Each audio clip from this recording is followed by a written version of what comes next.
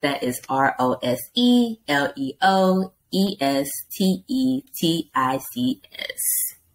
Yeah, that's me. Oh, speaking of that, your girl passed her first examination to be a licensed esthetician. Pew, pew, pew.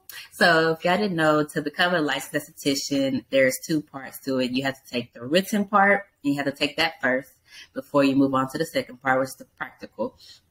And the practical is when you do hands-on, showing them that you know the techniques and that you know what you're doing. So I am getting prepared now for the practical. I passed the written.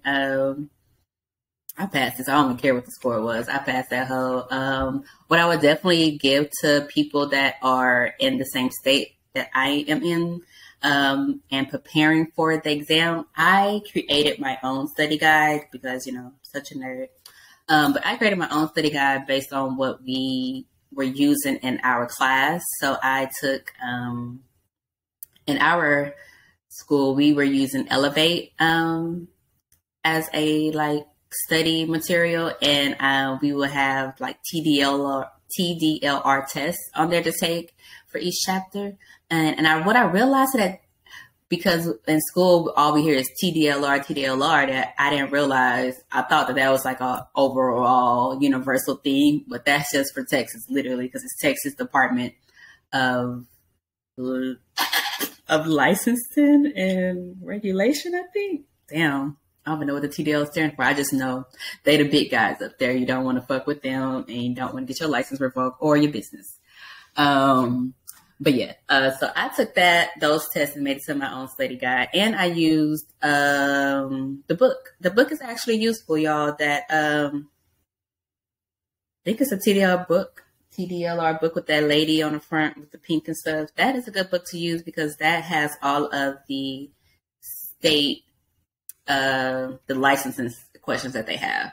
But honestly, what I was telling people is like, we really know this shit. We just need to study it. You know what I mean? Like, we actually know what's on the test. We just literally need to study and not think too much on it because we're like, we don't know what to expect. We don't know anything because no one taught us that much. So it's like, we're kind of going in there just unprepared, but we really are prepared. We just feel like we're not. So that's what I tell people, like, just relax. Like, we know this, so it's okay.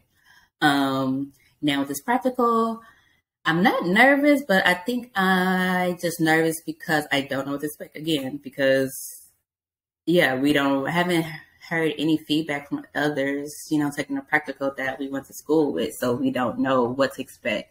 So I'll probably be the first one in my group of classmates to do the practical, but I'm excited. I finally started studying or just looking at videos to prepare.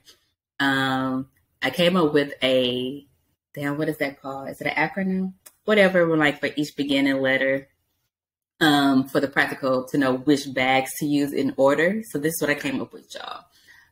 So I came up with PECs. Many men will believe everything.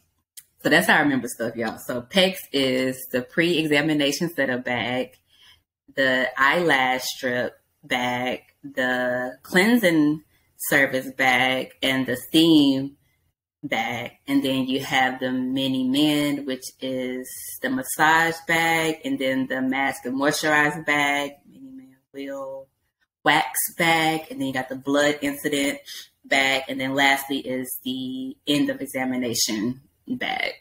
So yeah, so that's how I needed to remember like which bag to use in order when I get there. I'm going to start going over like some run-throughs this week just so I can prepare myself for that exam. And also, ladies, or anybody, ladies, men, when you prepare for the practical, make sure you look up the testing site when you're ready to take the test, because what I found out is Houston is really booked up for these practicals. Like, when I took my test, I took it before I left, so that was August 16th. And when I was about to, I think it was that next week that I was calling to schedule my practical, all of the all the test taking centers were filled up in September, and I was in August. So yeah, I wouldn't be able to take the test in Houston practical in Houston until like the middle of October. And I was like, I don't feel like waiting.